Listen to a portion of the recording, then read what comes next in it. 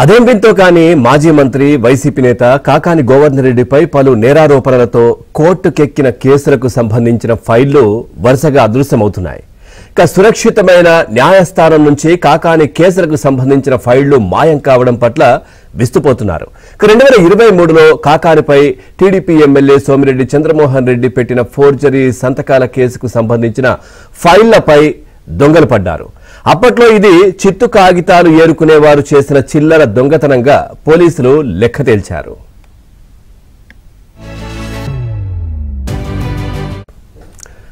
ఇక 2014 ఎన్నికల సమయంలో కాకానిపై నమోదైన కల్తీ మద్యం కేసుకు సంబంధించిన ఫైళ్లలోనూ కీలక డాక్యుమెంట్లు అదృశ్యమైనట్లు తాజాగా వెలుగు చూసింది. 2018 చివర్లోనే విజయవాడలోని ప్రత్యేక కోర్టు ఈ విషయాన్ని గుర్తించింది.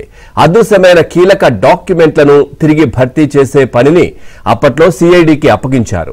2019లో వైసీపీ ప్రభుత్వం ఏర్పడడంతో ఈ కేసును మూలన పడేసింది. 5 ఏళ్లు పట్టించుకోలేదు. గతేడాది కూటమి ప్రభుత్వం రావడంతో కేసులో మళ్లీ కదలిక వచ్చింది. ప్రస్తుతం నెల్లూరు సిఐడి అధికారులు కాకాని కల్తీ మద్యం కేసుకు సంబంధించి అదృశ్యమైన కీలక డాక్యుమెంట్లను తిరిగి భర్తీ చేసే పనిలో నిమగ్నమై ఉన్నారు. కాకాని కేసులో ఎవరి ప్రమేయం లేకుండా సాధారణంగా జరిగిన మిస్సింగ్లా లేక వ్యూహాత్మకంగా జరుగుతున్న మిస్సింగ్లా అనే అనుమానాలు వ్యక్తమవుతున్నాయి.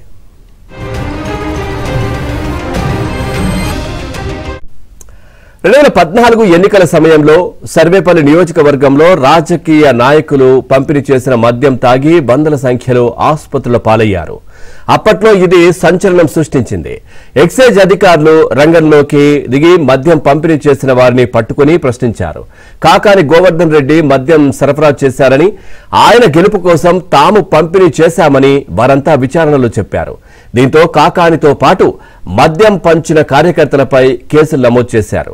ఇదే తరహాలో కావలి నియోజకవర్గంలో జరిగినటువంటి అక్కడ వైసీపీ మాజీ ఎమ్మెల్యే రామిరెడ్డి ప్రతాప్ రెడ్డిపై కేసులు నమోదు చేశారు.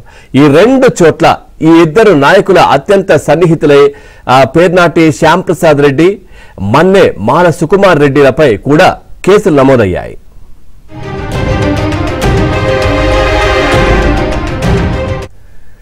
ఇక ఎన్నికల తర్వాత అధికారంలోకి వచ్చిన టీడీపీ ఈ కేసులను సిఐడికి అప్పగించింది. సిఐడి చాలా లోతుగా దర్యాప్తు చేసి most wanted criminal Gopalakrishna alias అప్పు ద్వారా కల్తీ మద్యం తెప్పించారని ధృవీకరించుకుంది.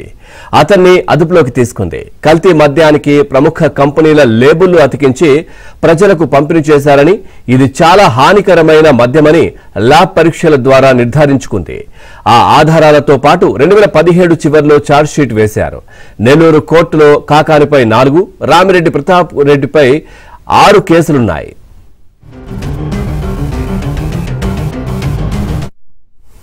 ఇక సుప్రీంకోర్టు ఆదేశాల మేరకు 2018లో ప్రజాప్రతినిధులపై ఉన్న కేసుల సత్వర పరిష్కారం కోసం విజయవాడలో ప్రత్యేక కోర్టు ఏర్పాటు చేశారు.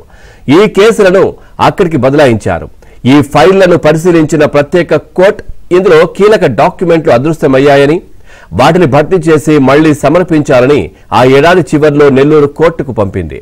ఇక నెల్లూరు కోర్టు ఆ పనిని ఈ కేసు దర్యాప్తు చేస్తున్న సిఐడికి అప్పగించింది. ఇంతలో ఎన్నికలు రావడం, 2019లో వైసీపీ అధికారంలోకి రావడంతో ఈ ఫైలు మూలన పడిపోయింది. కూటమి ప్రభుత్వం ఏర్పడ్డాక దీనిపై దృష్టి సారించడంతో కదలిక వచ్చింది.